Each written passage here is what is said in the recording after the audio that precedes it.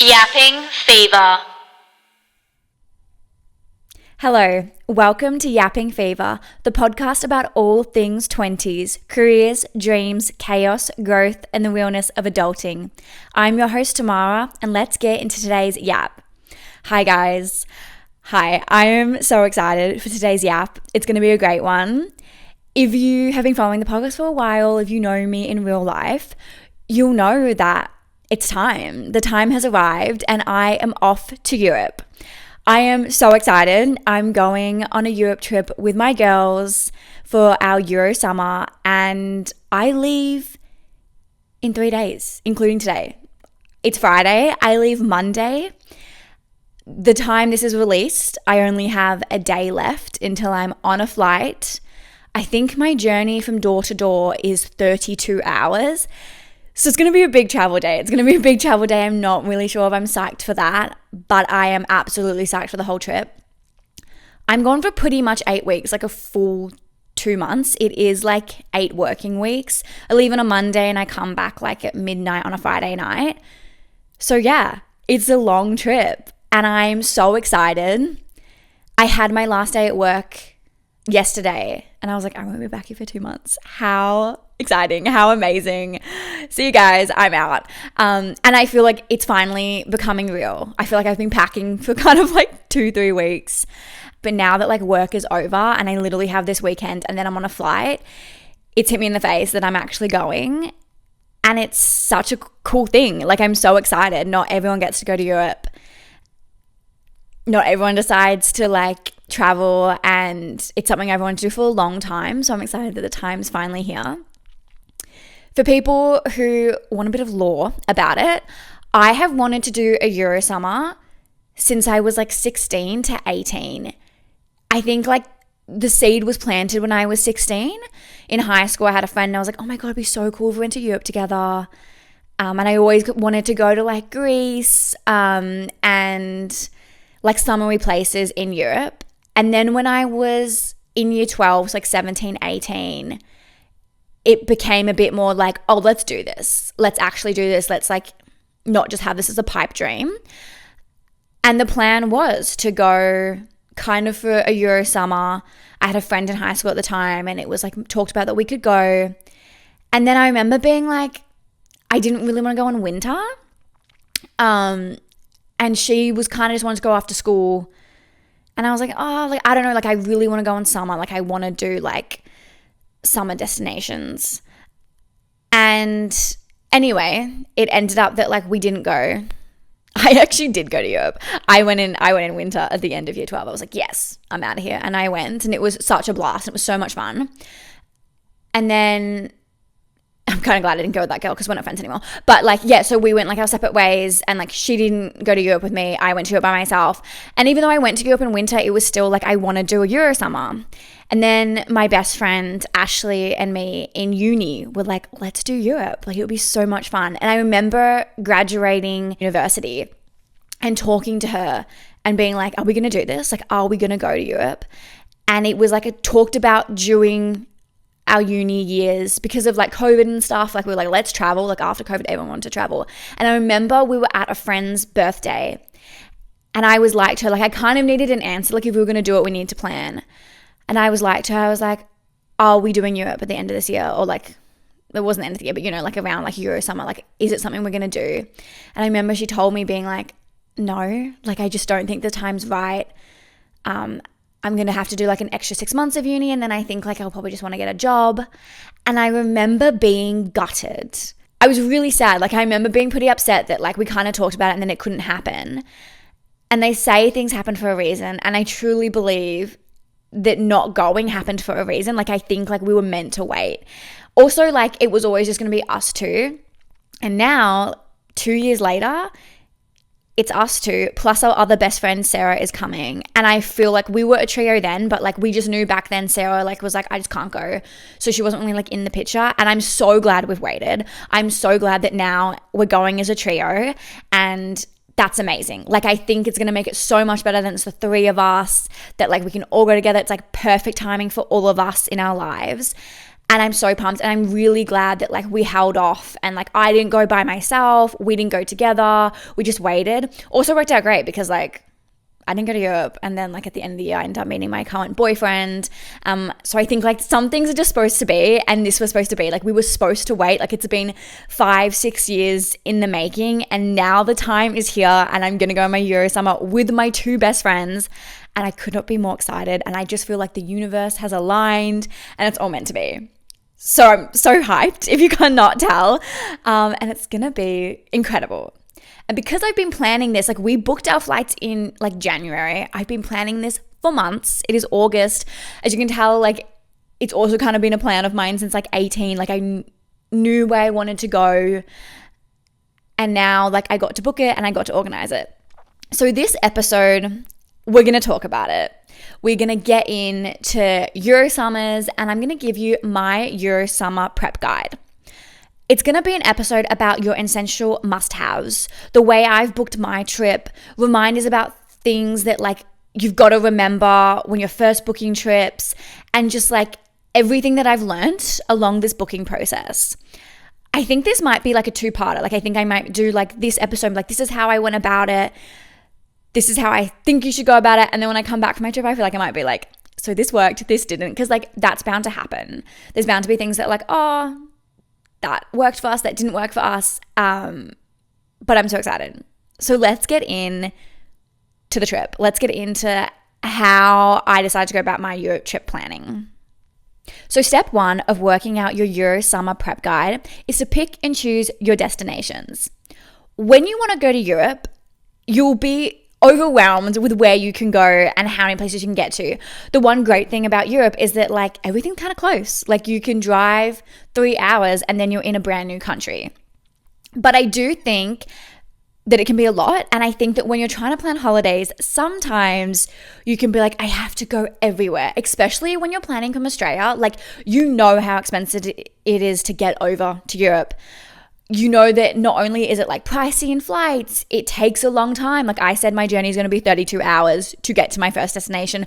So I sometimes think like you want to cram everything in, which is a lot, and I actually recommend not doing. I think you need to pick and choose your destinations. Talk with your friends. Like if you're going by yourself, like it's different if you go by yourself or if you go with people. I'm going with my 2 best friends. So I'm going to give you my like Euro summer prep guide as though like you're traveling with people. So you need to talk about your dream destinations. Think about the popular ones that everyone does. Think about if it's like something you want to go to, if you think it's more like just tourists, and then pick and choose. Be aware that there will be ones you will miss that is a little bit gut-wrenching. Like I feel like I have planned all my whole trip, and don't get me wrong, I'm so excited for where we're going, but I've planned my whole trip and I'm sitting there and there's still places where I'm like, oh my God, I wish we were going there. I either wish like we had a longer trip or we like cut something and went there. So just be aware that like you cannot go everywhere. And I also think you don't want to go everywhere. Something amazing about like Europe and traveling is that remember you can go again. Like even though it's expensive, even though it's money and it might not be like for a few years, even if it's like 10 years, 20 years, you can get there again if you really want to. And it's better to choose less destinations and have more time and actually like enjoy the destinations than doing it like a Kentucky where like literally you're on a bus all the time and you don't even see the sights, or you see like the tourist traveling sites and then like you just move and you're there for 2 days, 3 days. You kind of want to like take more time, settle into places. So some destinations that we chose. Me and my friend, so this is the plan, right? It's my friend Ash and I are going first, and then my friend Sarah is meeting us a week later. So my friend Ash and I, we are flying to Albania first, which actually like was not on my radar until like 10 months ago. Like I'd never heard of it, was never interested. I was influenced by TikTok and I decided this looks great. Let's go there. And I'm actually so excited. Like I'm really looking forward to Albania. I think it's going to be a great spot. And it also depends like what you're doing. We are going to Albania to do mainly hiking. There's like some great hikes. We're going to Valbonne, I don't know how you say it, hiking across to Threff, and then like doing a hike in Threff to like this popular destination, then coming back. So like we're kind of doing like a hiking trip there, and it's like beautiful scenery. We are also going to another town in Albania, and it is also known for like some beachy destinations, but to be honest, we're kind of missing them. To us, they seem a bit more like tourist traps, and they're really populated. And we decided like we wanted to do Albania to kind of do like the hiking. So we're doing Albania, and then we fly to Greece, and that is where our friend Sarah meets us. And then in Greece, there were so many islands, so you need to pick and choose what you want. And like with Greece, I find that like there's so many islands that no matter what you choose, even if they're going to be great, I feel like you're still upset that you're missing some. Because I have this whole trip planned, and I'm like, I cannot believe we're not going to these islands. I so wish we were going to this one. Like, I would like switch maybe some of our itinerary around and go think or stay longer, but it just didn't work out this time. And that's fine. That's fine. That's life. But pick and choose a few. Or for context, we are going to Mykonos, Santorini, and Milos. Mykonos and Santorini are like your popular ones. You've heard about them your whole life. And I think because like it's the first time Sarah and I are going there, like we pushed for kind of like going to those really popular destinations. And then we're also going to Milos, which of course is popular. Every Greek island is popular. But like, yeah, we're going to Milos, but that's a little bit more not as well known, or like not as like, I feel like it's just starting to become popular in the last few years. Whereas like people I know who have been like 5 years ago had never heard of it. So we're going to Milos. I'm really, really excited for Milos. I think it's going to be probably my favorite Greek island. I don't know. I'll let you know. But yeah, like, so like we're doing 3. I think we're there for 2 weeks. We're doing like 3 days in Mykonos, 6 days in Milos, 3 days in Santorini. Of course, we land in Athens. So we're doing like 2 days in Athens, and that's Greece. And then we fly to Italy. Italy, we are kind of working our way up. We're doing Positano, Rome, Florence, and then Lucca, Dolomites, Venice. So quite a few destinations. They are a bit shorter times. I feel like we're kind of at most of those places for like 3 days, max 4. And then we move, we fly, or we are training to Germany. We're going to Munich because we're going to Oktoberfest. We're in Germany for 4 days. And then we end up in Switzerland, and we're in Switzerland only for like 4 days because technically a whole day is a travel day.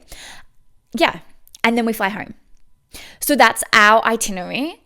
If you've noticed, we aren't doing London. We aren't doing Paris, which are very popular destinations that many people do for good reasons. Like, I actually don't think it's a bad thing if you want to do all the tourist places. Sometimes I hear things, it's like, when you go to this place, like, don't do the tourist things, like, don't be a tourist. It's like, but I am a tourist. I'm literally a tourist. Like, I'm in that country. Sometimes you want to do the tourist things, and that's fine. Like, we're going to Rome. It's a very big tourist place.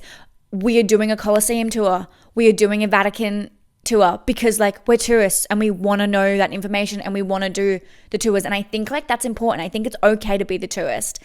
Yeah, absolutely. You can find some things that are a bit more niche and maybe like not all the tourists go to. Amazing. But if you want to be the tourist in the country that you're going to, absolutely fine. No one was really like, let's go to London. Like, I've done London in 2020. I loved it. It's very expensive, but I also loved it because like I love Broadway, and literally I spent my whole week at Broadway shows. It's also like further away. Same with Paris. Like, no one was like, let's go to Paris. Like, I really want to go to Paris. We definitely had some destinations on this trip where like one of us was like, I really want to go to this place. We're like, I'm literally not going to Europe unless like I go to this place. So like there's push and pull, there's sacrifices, there's things, and there's nowhere I'm going that I'm like, I really don't want to go. Like, I think like that's fine. Like, but sometimes like you have to miss out on things, and no one in our group was like, guys, I have to go to Paris. Like, I have to be there. Again, I've done Paris. It's cool. I think it would have been fun with my girls. Absolutely. I think we would have had a blast, but like, it just wasn't like top priority. It's also further out of the way. Like, it wasn't worth us flying to London to be there for like a few days to fly somewhere else if we weren't that keen. Same with Paris. Like, we're not even going to France. It wouldn't have been worth it to fly to Paris just for 3 days if none of us were like, I absolutely have to go to Paris. Like, I'm not leaving Europe unless I go Whereas we had kind of like, I was like, I'm going to Greece. And thank God all the girls were like, yes, Greece is a must. So you kind of just work your way around. And we did it kind of like in the same area, like Albania, Greece, Italy, Munich, and where we're going in Switzerland is all kind of like geographically close to each other. So I do think it is smart to sometimes, like if you're doing a Europe trip, cluster it geographically and work out like which is the best places to go to. Are you happy with like this geographic place instead of trying to get over the whole entire continent, which is possible of course with flights, but it's just sometimes can be like more of a hassle if there's other places that you want to see that are like quite close. Like I said, there's places you're going to miss out on. I'm going to give you a few places that like I wish we were going to that unfortunately this time it just didn't happen. More Greek islands. I would have loved to go on to maybe like Eos, Crete. My friends love Naxos, like could have gone there. I don't know how you say it, but there's like a Z one, like I'm not even gonna attempt it. There's a Z one that like I would actually kill to go to. I reckon I would go back to Greece just to get to that island one day, like just spend a week there. Also, like Portugal, I wanted to get to Portugal. Thought that would have been beautiful. Didn't work out. Again, it was one of those places that was just like geographically a bit far. Didn't really make sense on our route. I know that one of my friends wanted to go to Scotland. I would have liked to get to Scotland. Again, just didn't really work with like the group. It was a bit geographically far and it wasn't like really pushed for. Mallorca would have been great, which is a Spanish island. Also, like we're doing like Positano in Italy and like the Amalfi Coast, but I would have loved to go even like further down to like Sicily, to those places that are, a little bit like more south of Italy. Even like some like places in southern France I think are beautiful and would have loved to get to. We can't do everything.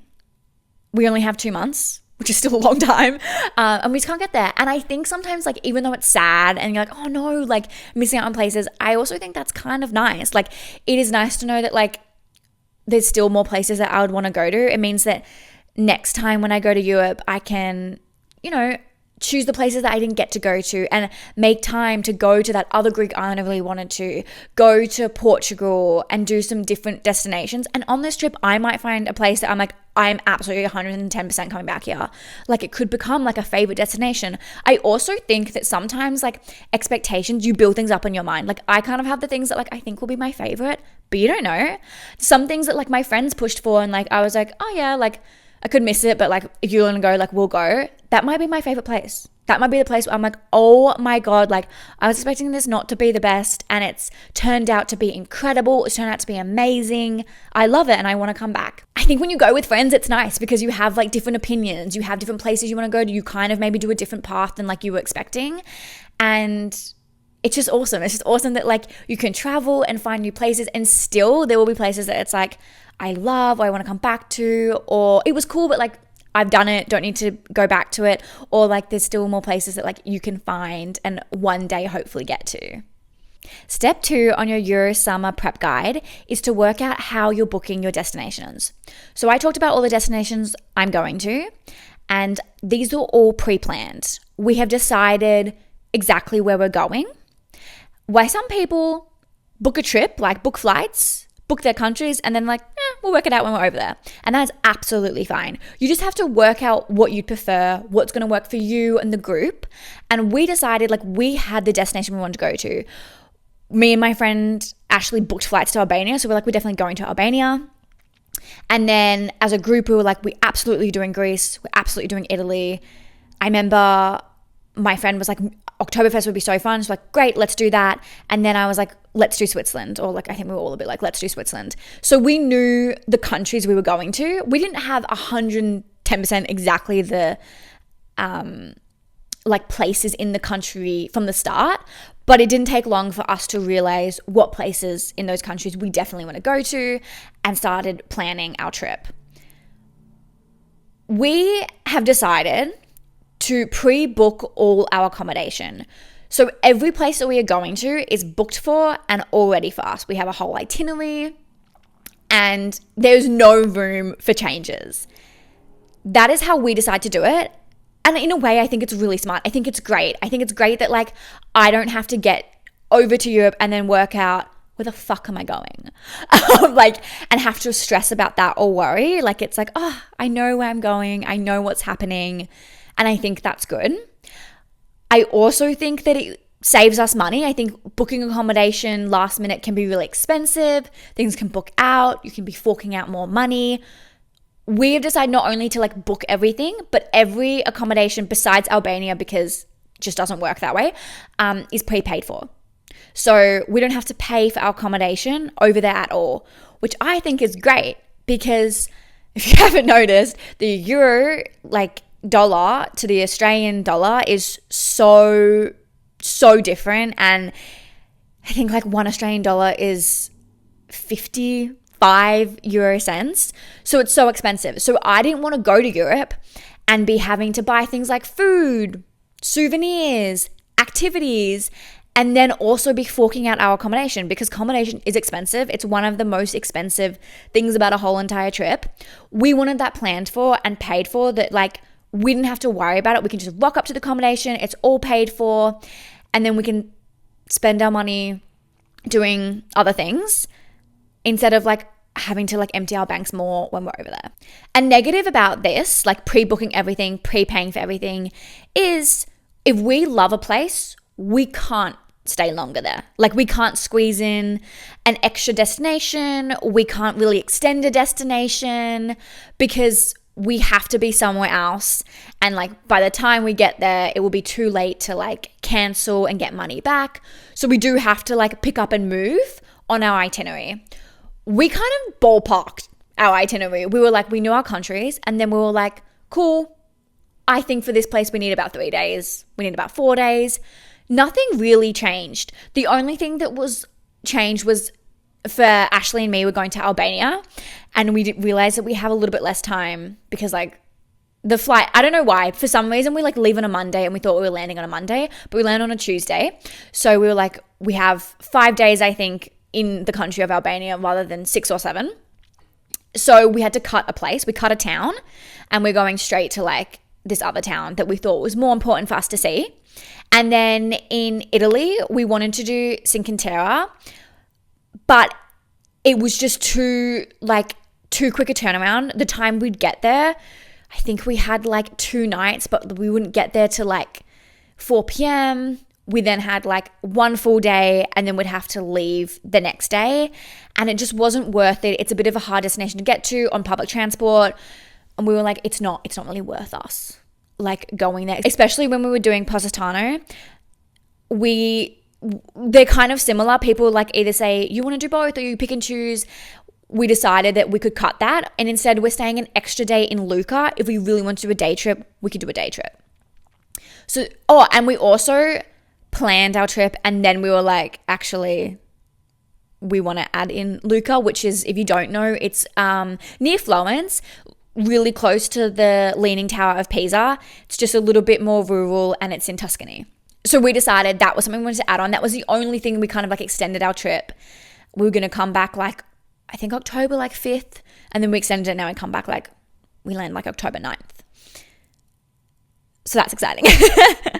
I remember me and my friend Ash were like, oh my God, like let's do Tuscany, because we love the movie Letters to Juliet. And like they literally travel around Tuscany to find Lorenzo. And we were like, let's do it. It will be so much fun. Like we have to go to Tuscany. So that's why we extended, and we're doing like 4 days in Lucca. And I'm really excited for that.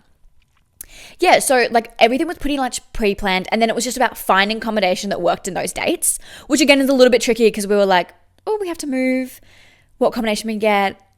Some places were like, it's a bit pricey at those times. Some places were a bit cheaper. As a whole, I do think it's cheaper than getting over there and then being like, oh, I have to book accommodation for 3 days time, because I think that would have broke our bank even more.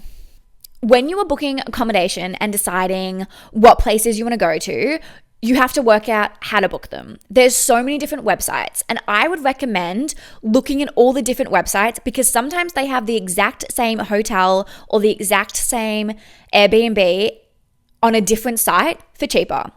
We booked mainly through booking.com. I also have a friend who's a travel agent who did help us out. She got some things a little bit cheaper for us. So through her, booking.com, and then we have a few places. Actually, I think it's only one. One or two places on an Airbnb because it was cheaper.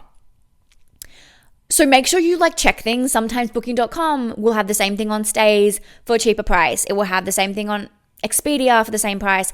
It's just like different places. Sometimes direct websites will be cheaper. We didn't book anything through a direct website because nothing was cheaper. The good thing about like booking.com is most of the time there's like free cancellation until a few weeks before your trip. I think we've now just about like have no time left to like get refunds, but we did book a few things, especially for Albania. I booked a few things and then we had to change dates. I could cancel them all and rebook and I didn't get charged anything. So that's really important. Looking at like the cancellation policy, the refund policy, what website to do it cheapest. The next thing to think about is what type of places do you want to book?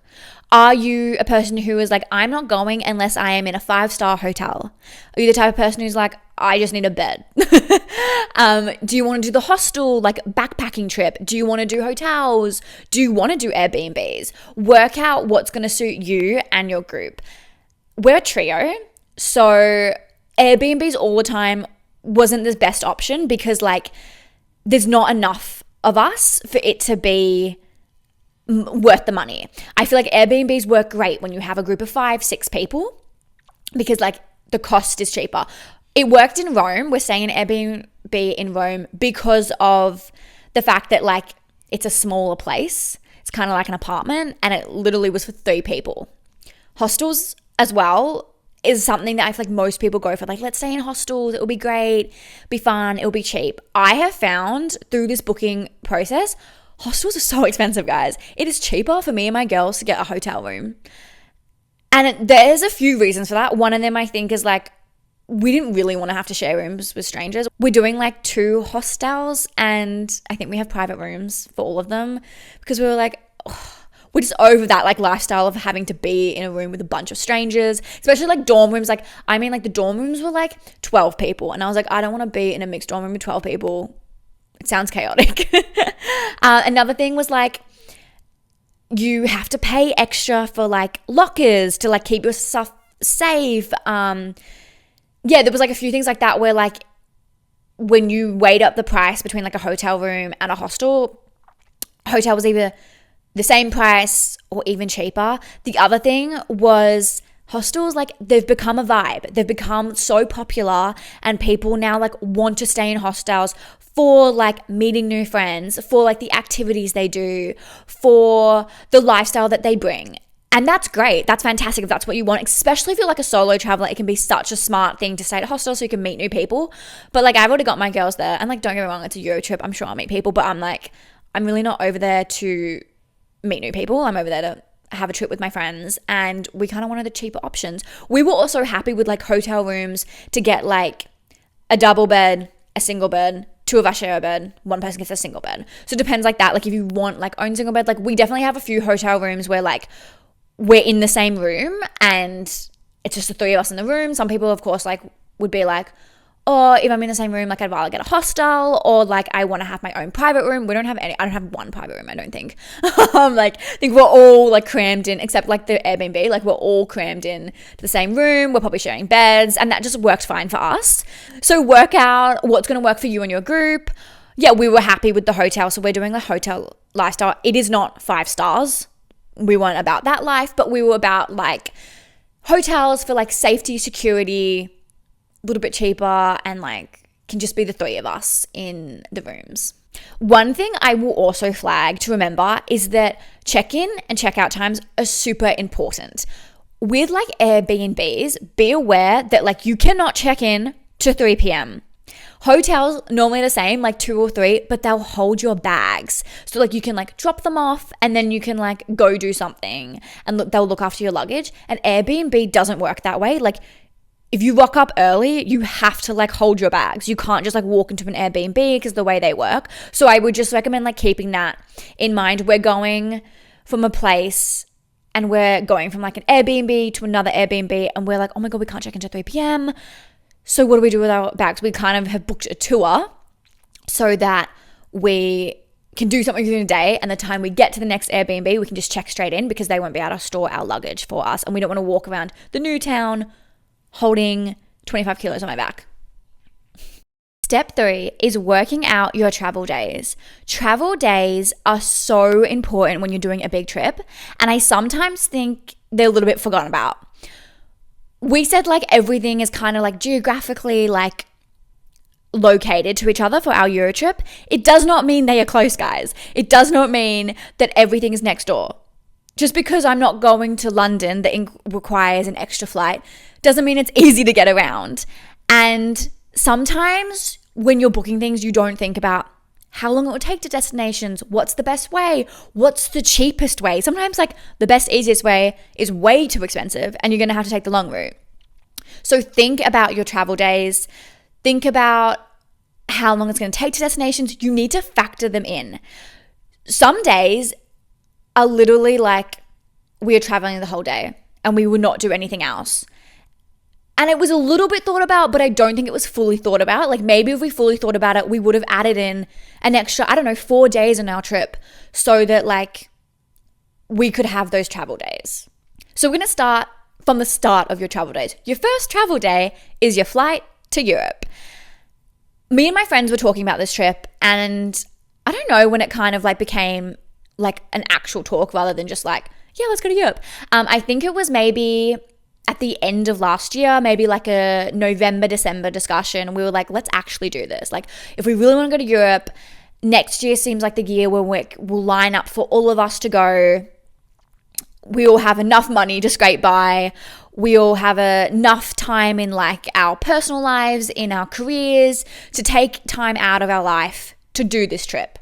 Even though like we knew we wanted to do it, nothing felt real until the flights were booked.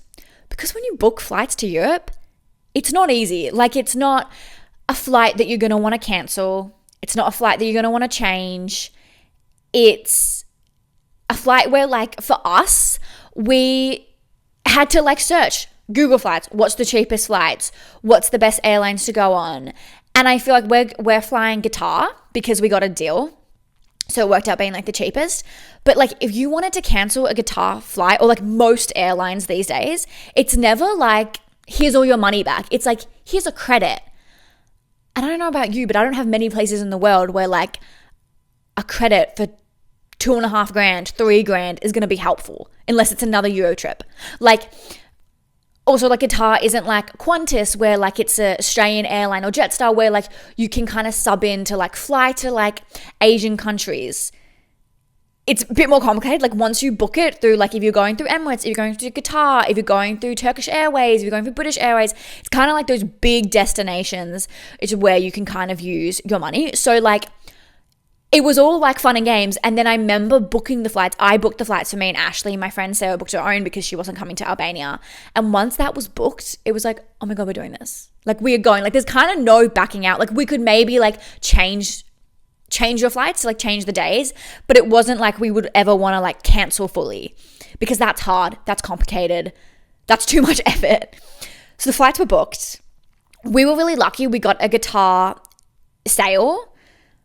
Me and Ashley got return tickets from Australia to Europe for just over 2,500 Australian dollars, which is actually really good. Especially after like lockdown and COVID, Europe flights in general definitely spiked. I remember I was looking for flights on Google Flights like 2 years ago, and it was like, to get to Greece, it will cost you $8,000. And I was like, okay, well, I'm not going to Greece. I know people who've spent $5,500 return. I know people who average about, like most people I know were spending at least $3,000, $3,500 to get to Europe. So to get there for $2,500, I think is actually brilliant. It's actually so good. So very happy with that. Again, it's something where you look at all different airlines, look at Google Flights, look at direct airlines. I find that I search Google Flights a lot, but I hardly ever book through Google Flights because it's always like, if they're cheap, it's like those journeys that are like 4 flights, wait times ages. To me, I'd rather spend like an extra $500 to just have a more direct path. To get to Albania, you have to catch 3 flights. We are going from Melbourne to Doha, Doha to Rome, Athens. I think Doha to Athens, and then Athens to Albania. So that's already 3 flights. I didn't really want to have to catch any more. Unfortunately, you can't fly straight to Trinia, Albania from Australia, like, at all. So yeah, it's not like I wanted to have more flights for just like $300 cheaper. I'd rather just spend more money to get direct flights. Think about luggage, think about packages. Like, these days you cannot book a flight without like having to either add luggage or pay money for your seats. And like that, I think like the flights were technically like $2,400, and then we like had to get like the different, like, you know how it's like economy, flex, never business, because that's like $8,000. But like, do you know what I mean? Like, there's always like economy also has like different levels. Yeah, so that's something we had to work out. Also, the flights we booked actually worked in our favor, because going over there, we have like 25 kilos in luggage. And then on the way back, we get up to 30 kilos of luggage. And we didn't choose that. It was just like the lowest, like how I said, like how there's like different levels of economy. The lowest one that was left on the way back was like a more expensive one that we just had to get.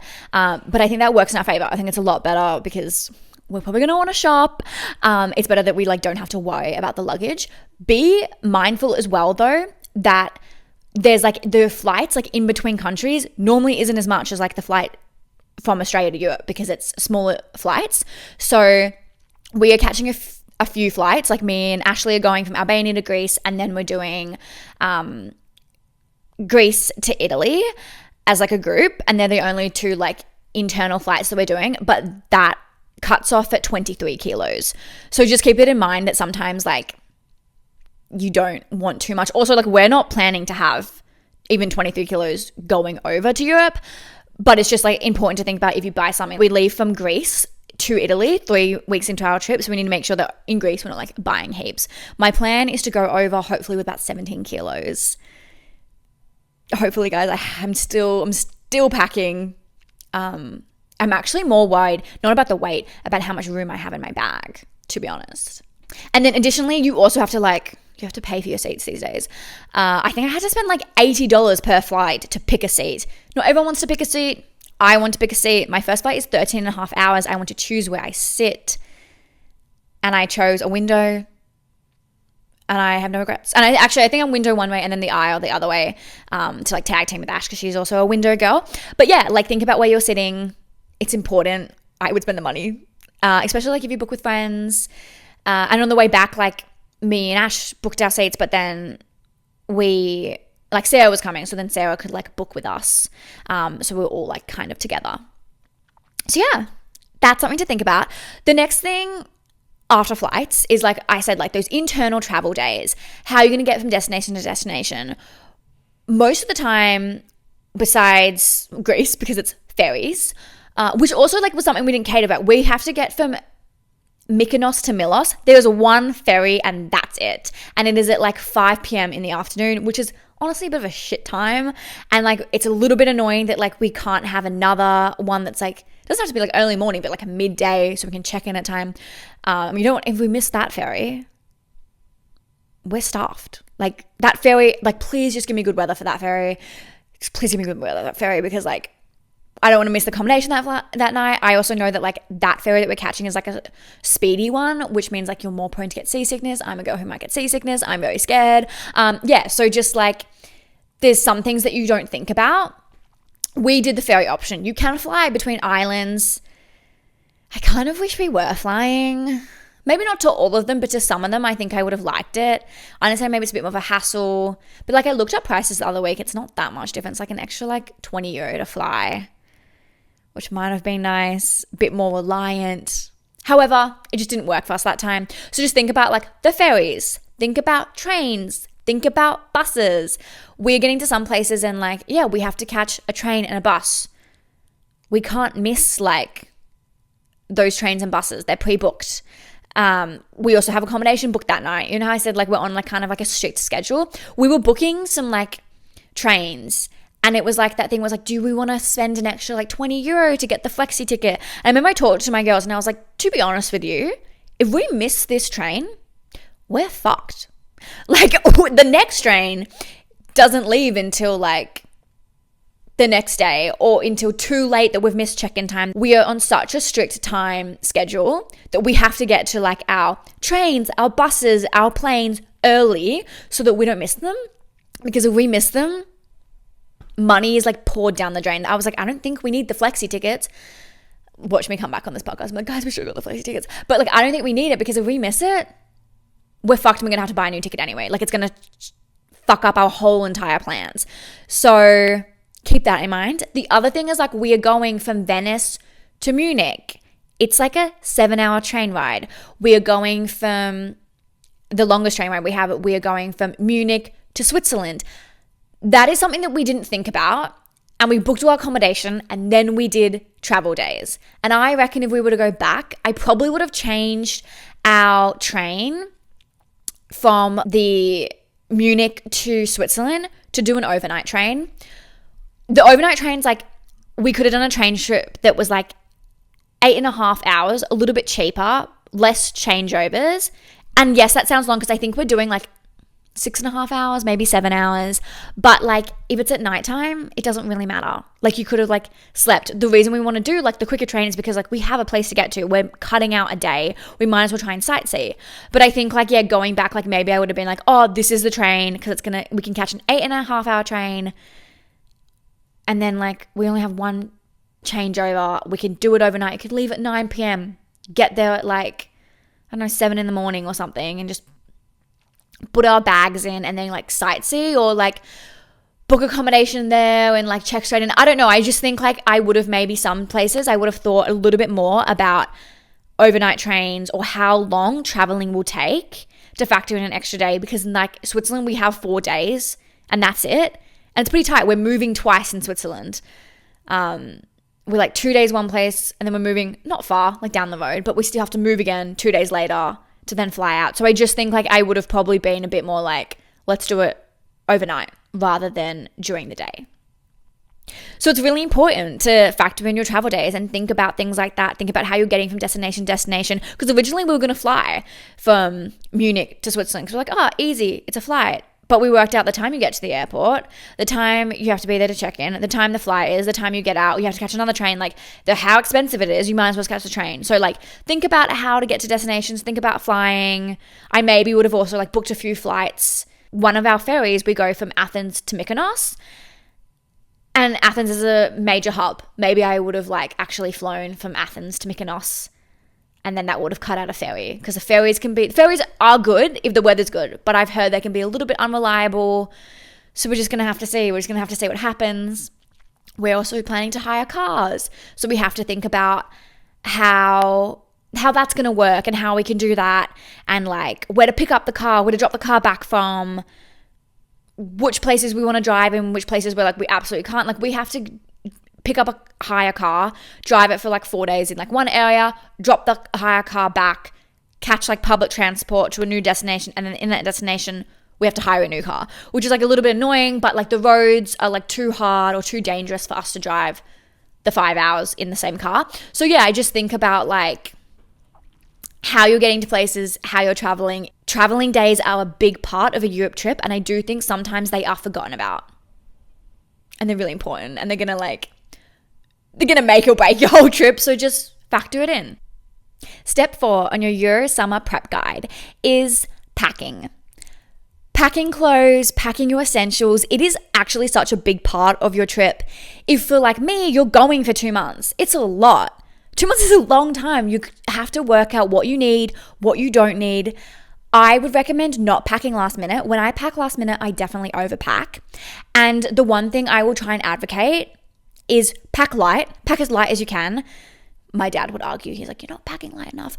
But like for me, I'm packing really light. Like I am, like I'm trying really hard to not overpack.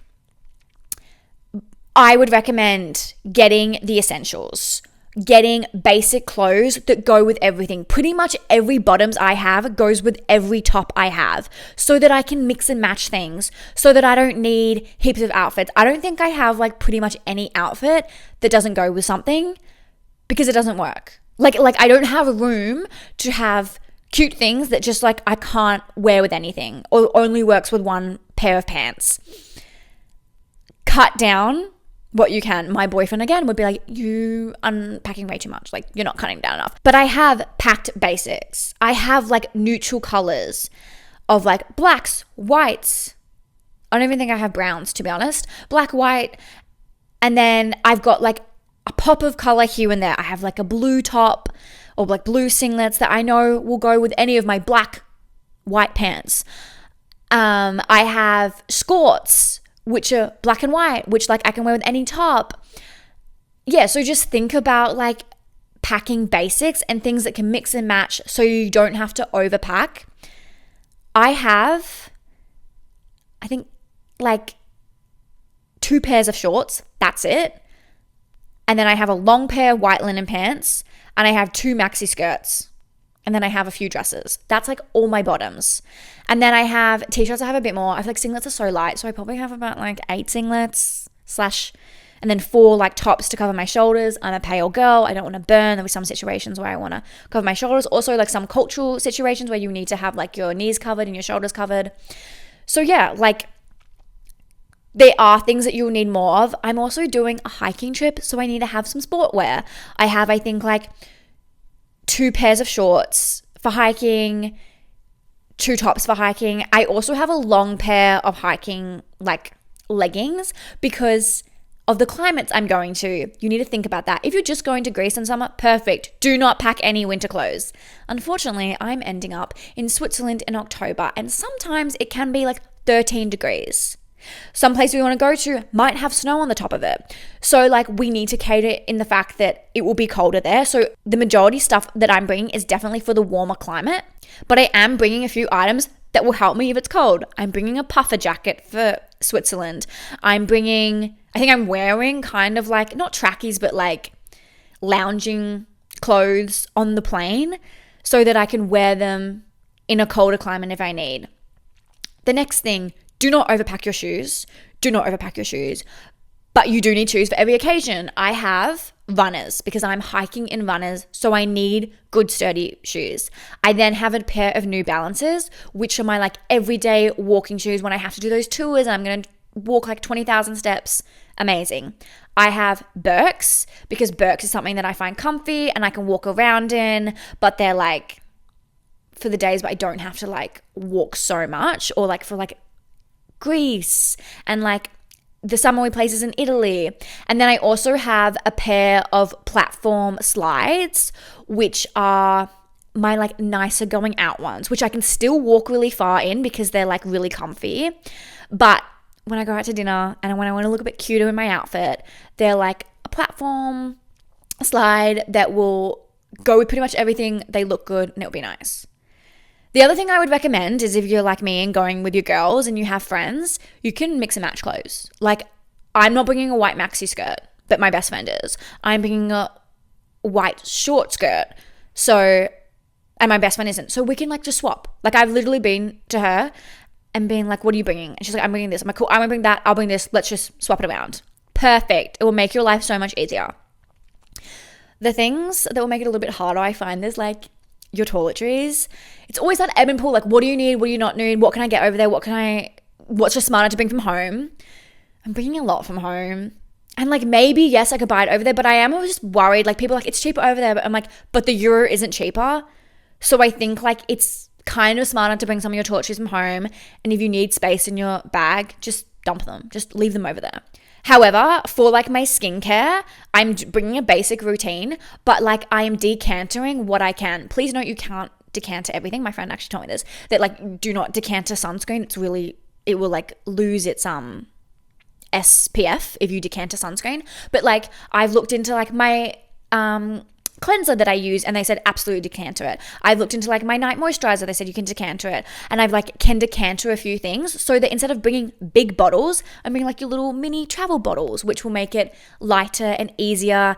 And I won't need a massive bottle anyway. I've also brought like a mini hairbrush instead of bringing like my big hairbrush because I don't actually brush my hair heaps. As someone who kind of has like curly-ish hair, I know guys, it doesn't look very curly, but it's like more on that like wavy curly side. I don't actually need to brush it all the time. I kind of brush it just when I shower. So I've got like a mini hairbrush instead of my big hairbrush. Makeup, if you're a makeup girly, which I'm not actually like all the time. Like I actually hardly wear makeup in my everyday life. However, when I go out, I do want makeup. That's the thing that I'm finding quite hard to like cut down, because I feel like even a basic routine requires like 5 different brushes, 5 different products. But bring only the basics. Like I'm bringing like foundation, concealer, a bronzer, but my bronzer is like really small. I'm bringing only one blush. I'm not bringing a powder blush. I'm just bringing a cream blush. I'm bringing mascara, and I'm bringing like a lip product. So I'm not bringing heaps, but I do feel like makeup does kind of like get bulky pretty quick. Yeah. So that's something that's like a little bit harder. But work out what your essentials are and what are your like non-negotiables. I wasn't going to go to Europe and not bring makeup. I just wasn't. But I'm deciding to like try and pack lightly. Again, I wasn't going to Europe and not bring skincare, but I'm deciding to decanter most things so that it's lighter. When you're packing your clothes and stuff, use packing cubes. They are such a lifesaver. For example, I said I'm doing some like hiking on this trip. When I'm not hiking or when I don't need my exercise clothes, I don't want to touch them. I won't be using them. So they've got their own separate bag. I then have like a packing cube for my pants, a packing cube for my singlets. And that means that like I can grab any of those pants, and then I can grab it out of a packing cube, and then I can grab any of the singlets because they all go with like my bottoms, and that's an outfit. And it doesn't create more space. Like it's not messy. It works. I have a packing cube just for my dresses. So yeah, I just think like packing cubes are really helpful. I also have like the packing cubes for my toiletries and stuff. I think they help. Bring your packing cubes. I went to Vietnam with my girls and they had packing cubes and I didn't know what they were. And every 3 days I had to unpack everything, and like it was so annoying. And they were like, why didn't you have packing cubes? And when I learned about them, it was a game changer. Bring packing cubes. Your other like essentials or non-negotiables is technology. Like what technology are you bringing? I'm personally bringing my iPhone and I'm bringing my iPad. It was a long debate. It took a long time to work out if I was going to bring my iPad or not. And I just decided, as someone who like loves to watch like Netflix and stuff on travel days, my iPhone's like got a small screen. Like I want a big screen. I also have like, I got like a cheap like Bluetooth keyboard that I can write if I want to write anything. So I'm bringing my iPad. Risky, I know, but I'm going to do it, and I'm going to hold it and hug it to my body so I never lose it. A crossbody bag. Get a crossbody bag if you don't have one. You want to keep your passport literally strapped to you. Keep it safe. You want your money straight to you. You want it in front of your body so that no one can steal it and pickpocket it. Headphones. You'd not see me getting on that plane without my big headphones. I hate plane noises. Like, oh, they're so loud. It's so loud. So I've got headphones. I've got a sleeping mask because that's an essential for me. So a portable charger because that's an essential for me. So work out what your personal essentials and non-negotiables are for you and make sure you pack them.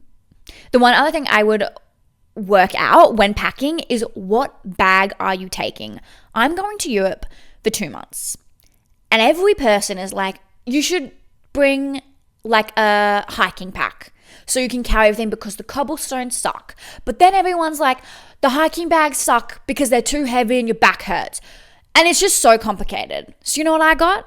I got one that I can put on my back when I need to like climb. Well, I have one apartment, guys, and it's literally like says no elevator and you're on the 4th floor. I do not want to hold a suitcase up 4 floors. I also know that like there's cobblestones. I don't want to drag it through. But there's other times where it's like flat and I don't want to have it on my back. So I have one that like you can put on your back. It's like a hiking pack, as well as it has wheels. You're killing 2 birds with 1 stone. Perfect. So that's what I decided to go with. I also have like my bag that I'm bringing on the plane, like your carry-on. Your carry-on is a proper hiking bag because when I go to Albania, I have to leave my luggage, my main luggage, in a locker for about 3 days, and I have to take everything in a hiking bag. So I've got like a 30-liter hiking pack, which will like be able to bring some clothes, bring my skincare, probably chuck in like a book or something, and then bring my like essentials, like my passport, my iPad, my phone, because I'm not leaving that behind, with me. And that's number 1, a good size for like your carry-on, and number 2, a good size for like hiking day trips, hiking for 3 days. So make sure you think about like the bags that you are bringing. Again, I have that crossbody bag as well for when I am doing like tourist things and I'm going out all day and I want something close to my chest, I'm not bringing a hiking bag because that's too big and people could pickpocket from the back. So I have like my crossbody bag. So you only need like 3 things, but make sure you have them all and make sure you have things that are going to work for you. I'm also like a non-negotiable for me is I'm bringing like a journal. Like I like to write and I like to journal. I'm going to try really hard to try and like write down my trip. So I bought a journal that was like, it's actually really cute. It's got like a Greece like symbol on it. Not a Greece symbol, a Greek. It's got like the Greek ruins like on the front, which is like so iconic because that's where I'm going. It was like $10 and I'm bringing a pen so I can write down everything. So yeah, make sure you know what you're bringing. Bring your essentials. Try and pack light. Try. I'm scared. I haven't zipped everything up and I'm scared I'm not going to have room. But yeah, for me, like I said, it's not really about the weight, it's about the room. So trying to cut down on things and like work out what you can maybe bring over and then chuck over. Like I can chuck out my shampoo and conditioner if I do not need it when I'm over there. Like I can just buy new ones, but I am bringing it with me because of my hair. Like I do like it and I will use it. And so I don't have to buy some over there. But if it comes to halfway through the trip and it's like I can't fit it in, then it can go. I also did get some smaller ones. They're not like massive. And decanter your things and just bring what's for you. But that's your packing. It is a very important step and it's step 4 for your Euro summer prep guide. Step 5, which is the last final step for my Euro summer prep guide, is tips and things you need to remember. The first thing I will say on this is that you will go over budget most likely, and I think you need to be smart about your budget and just think about it, especially if it's at the start of the trip or like the start of your planning, I should say. Be aware that like your budget will probably have to be more than you are catering for.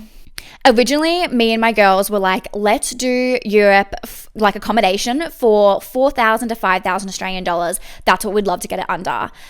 It has come out to around 7,000 Australian dollars. And that is not because like we've chosen the most luxurious hotels or anything like that. It's because it's actually like expensive. The euro to the Australian dollar is crap at the moment. And I just think you don't realize how expensive things will be. We originally wanted to kind of get accommodation for like $90 a night, Australian dollars. Sometimes it's been 130, sometimes it's been like 180. It's averaged probably about $110 to $120 a night. And that's a lot. That's a lot. And we are doing hotels, yes, but we're not doing 5-star hotels. Some places are just more expensive. Like I think one place was literally like we could not get anywhere for under 200 Australian dollars a night. Then in like Albania, I can get I think like $70 a night, which is great. But yeah, just the budget, like you don't really realize, especially if you haven't done a trip like this before, how expensive things will be. And I've already dropped $7,000 and I haven't even left the country. So it's a lot of money. Just keep that in mind because you might want more in your savings, or you just might want to think about it longer for like how long a trip you want to do, what's worth it, what's not worth it, where can you save money. If you book like in advance for maybe the more expensive places, could you have saved more money? Like we booked one of the places like Positano kind of later and it was already so expensive, and we probably should have booked that like the first thing because it was the most expensive place. So yeah, just think about that when you're booking your trip. The other thing is like be aware that you will start dipping into a euro budget before you even leave the country. Like I said, accommodation, but other things. Like I feel like 3 weeks before you leave, you will start to notice that you were spending money on things for your trip that you didn't think you'd have to buy, which is annoying. It's annoying. It's always like those practical things you need. If it's like skincare, if it's like the basic outfits I was saying, like you need some basic tops, some basic skirts, stuff that will go with everything to make packing easier, but you don't have it in your closet. So like you need to buy it. Sunscreen I bought here. I have medication for my acne. I had to bulk buy that because I'm away and I can't get it overseas. And that was like $130. Other medication like seasickness tablets. Yeah, you just spend money here and there. I had to buy like toiletries that like suck, but like I know I need, and it's smarter just to get here. You will also probably fall for those TikTok recommendations and buy some of them. Some of them I think will be lifesavers. Other ones will be like, I probably didn't need that, but fell for it anyway. I bought a neck pillow because they were recommended. And I was like, oh my God, I need one for my long trip, my long like travel days, I should say. I also got like the foot hammock that people rave about for the plane. So like you just start like buying things earlier. I normally get my nails done before every holiday. I don't have the money this time, so I'm not doing it. But my friend is getting her nails done. She has to get her hair re-dyed blonde. So even things like that, like if you are into like beauty and stuff, I had to buy a bit more makeup because I didn't have the products I needed. I was running out. Yeah, so just like you start kind of dipping into your budget about 3 weeks before. So maybe cater for the 3 weeks, like before, to have budget for that time. Like I said, I'm like decantering a lot of my skincare, and I had to buy like the little bottles to decanter it in, and I ended up spending like $70 at Kmart, and I was like, what the hell did I buy that was worth it? And then I looked at everything, I was like, well, I can't need that. I need to buy new socks because I didn't have any. Isn't it so annoying? It's like those annoying practical things that you actually need for traveling, but you don't want to spend your money on, and the money like spending towards Europe has already started. The one thing I will say about money and spending money is do the tours. I generally think that like spending money on tours is actually worth the money. They are expensive. They are things where I think sometimes, especially when you're over there, like, is it worth it? Is it not? I have never done a tour and come back from it and being like, that wasn't the highlight of my trip. That wasn't worth the money. That wasn't like the best thing. So I would absolutely say, like, if you're gonna spend money somewhere, and I'm a materialistic girl, like I like buying some shopping things. I like doing things like that, but like, I would rather not buy the shirt or not buy something cute or souvenir and spend money on the tours. Even if it's more money, it will be more worth it. I don't think any tour we're doing so far that's booked is under $200. So yeah, pricey, but like they're going to be the best. They're going to be the best. Like I went to Rome before, and I went to the Colosseum, and honestly it was a bit meh. It was a bit like, okay, a bit boring. And I think it's because I didn't do a tour. So this time we're doing a tour, and I'm hyped. I'm excited. Like it's going to be cool. I'm doing a tour of the Vatican City. I think that'll be fun. We're doing boat tours in Milos and Positano. I am so excited. I reckon that could be the favorite days. Like I reckon they're going to be so good. And I look back on the trips that I have done in the past, and the tours have been my favorites. I did a motorbike tour in Vietnam with my girls, and that was the highlight of my trip. I did a Phi Phi Island boat tour, a James Bond boat tour with my mum in Vietnam, an elephant sanctuary tour. In Bali, I did a a quad bike tour with my best friend, and it was the highlight of my trip. The tours are always the things that stand out, and I highly recommend opting into experiences with your money because the memories are worth a lifetime. And when you are 80 years old and you look back on what you have done, the tours from the trip are the first things that stand out, and you're like, it was so cool. Remember that day we spent on the boat? Remember like the Colosseum that we saw? Like I just think it's going to be amazing, and I generally think when you're traveling, that's where you should spend your money. The next thing is, if you are a social media TikTok girly like myself, and you want to make TikToks or you want to make social media posts, plan it before you go. Of course, on TikTok, you can like save videos to albums. So I have a Europe album. It's already got like 70 videos, and it can take a long time to kind of scroll through to see what works, what sounds you want. So instead, I've linked my videos to my notes app, which is great, like so good. So I can like literally go to my notes app. I've broken it down into categories. I've got like a category that says like Greece, which is like the TikToks I can do in Greece that obviously have Mamma Mia sounds. And then I have TikToks I can do with like my girls for like fit checks. I have just cool songs to sing along with. I have like hiking ones. I have funny ones I think will be fun to do.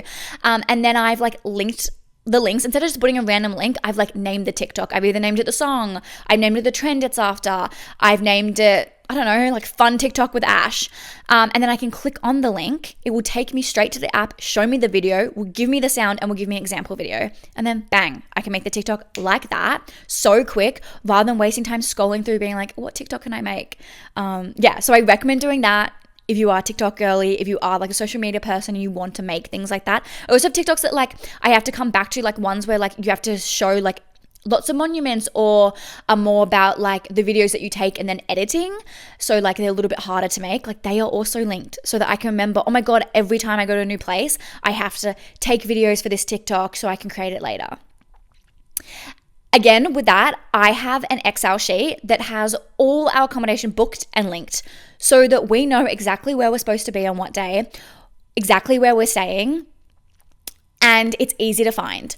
On top of that, I also have like a Gmail like folder that has Europe that has all my accommodation booked. So if I get there and they're like, we don't have your like reservation, or we can't find it, I can quickly pull up the email and be like, oh, here's my booking confirmation, here's my name, here's how many nights we're staying, and I can easily find it, it will save time. It's like the nitty gritty things that can be a little bit annoying to pre-plan will make the trip so much easier.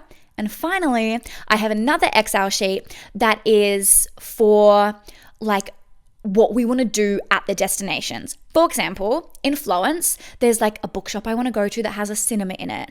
There's like a cafe we want to get to. There's like the art gallery that we want to go to. So we have linked that all in an Excel sheet, and then we've named it Florence, Italy, and then like Rome, Italy, Milos, Greece, Trinia, like Albania, like wherever we are, we can just go to the part of the Excel sheet, see all the things that we've listed, and we've again broke into categories like bars, restaurants we'd like to go to, then like monuments we want to see, shopping we want to do, and then we can like see what it's called to look it up. I've also linked like Instagrams for like the bars.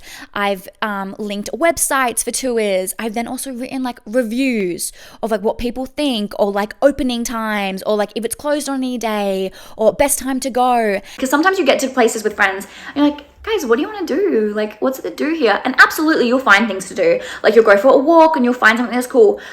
But we have 3 to 4 days in every place. We don't have time to sit around like, oh, I don't know what there is to do here. We are hustling on this trip. So like we've got it sorted. We can be like, oh, why don't we do one of these things on our list? Just will save time. I know that's like really like such a planning thing, but I just think like we don't have to do anything off the list. But if we want to do things, like it's there and we don't have to think too hard about it, we can be like, oh, let's do something from this. If we want to go shopping, we can be like, oh, these are the shops that we want to go to in this place. If we want to go to like the monuments, it's closed because I've looked. I just think those things on your trip will literally make it so much easier, will make it so much better, and you can just have the best, most amazing trip. So that's like the biggest tips I would give you is pre-plan the nitty-gritty stuff. That's all I got for this episode. Thank you so much for listening to my Euro Summer prep guide. I hope you enjoyed it. I'm so excited. I'm so excited. I literally leave in 2 days. I've got so much still to do. I've got so much still to do, guys. I've got to go literally right now and go get my international driver's license so I can drive the car in Lucca and Dolomites, and I'm excited. It's going to be great. If you aren't already, follow me on Instagram at tamara.bar and you can see the highlights of my trips. I will be posting. Again, if you have TikTok, follow me at tamara.bar and I will be posting all those travel TikToks. It will be a blast. It will be fun. You're going to want to stay tuned. If you're not already, follow the podcast on Instagram at Yapping Fever. Also, if you're listening on YouTube, hit subscribe. Hit subscribe for me. If you're not listening on YouTube, open YouTube, search Yapping Fever, and then hit subscribe because I am going to be making some Europe vlogs that will end up on Yapping Fever's channel. And you don't want to miss it. You don't want to miss the drama. You don't want to miss the amazing holiday. You don't want to miss all the tea. So stay tuned. And then, of course, if you're listening on Spotify, rate me out of 5 stars. I hope you like this episode.